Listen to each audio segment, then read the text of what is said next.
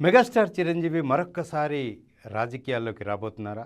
ఆయన రాజ్యసభకి నామినేట్ అవుతున్నారా? అనే అంశం పట్ల ఆసక్తి నెలకొంది. అవుననే సమాధానాలు వినిపిస్తున్నాయి.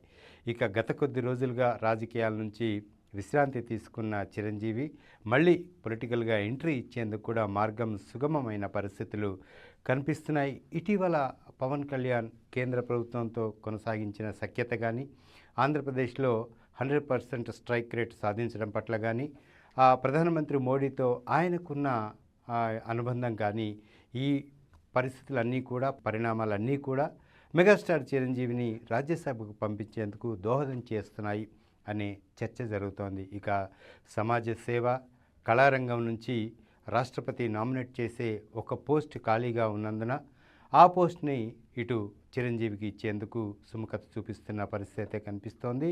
ఇక ఇదే కోటాలో గతంలో మాజీ అథ్లెట్ పిటి ఉష, అట్లాగే సుప్రీంకోర్టు మాజీ ప్రధాన న్యాయమూర్తి జస్టిస్ రంజన్ గొగాయ్, ప్రముఖ సంగీత దర్శకులు ఇళయరాజా, అట్లాగే ప్రముఖ కథా రచయిత ఎస్ఎస్ రాజమౌళి తండ్రి విజయేంద్ర ప్రసాద్, మంచు మోహన్ బాబు, సామాజిక కార్యకర్త సుధామూర్తి ఈ కోటాలో రాజ్యసభకి నామినేట్ అయిన సందర్భాలున్నాయి. ప్రస్తుతానికి ఇదే కోటాలో మరొక్కసారి చిరంజీవి రాజ్యసభకు వెళ్లేందుకు కూడా ఇటు సన్నాహాలు చేస్తున్న పరిస్థితి కనిపిస్తోంది. ఇందుకోసం ఏపీ డిప్యూటీ సీఎం అయిన పవన్ కళ్యాణ్, చిరంజీవి సోదరుడు ఇటు ఢిల్లీ కేంద్రంగా మంత్రాలు జరుపుతున్న పరిస్థితి కనిపిస్తోంది. ఇక ఈ మెగాస్టార్ చిరంజీవి రాజ్యసభకు వెళ్తున్నారు, అందుకు సన్నాహాలు జరుగుతున్నాయి అనే వార్త బలపడడానికి మరొక కారణం కూడా ఉంది. నాగబాబుని రాజ్యసభకు పంపిస్తారు ఆంధ్రప్రదేశ్ నుంచి అనే ఒక చర్చ ఇప్పుడు ఆ కార్యక్రమం కూడా ఇప్పుడు ముగిసినట్టు తెలుస్తోంది. దాన్ని ఉపసంహరించుకున్నట్లు తెలుస్తోంది.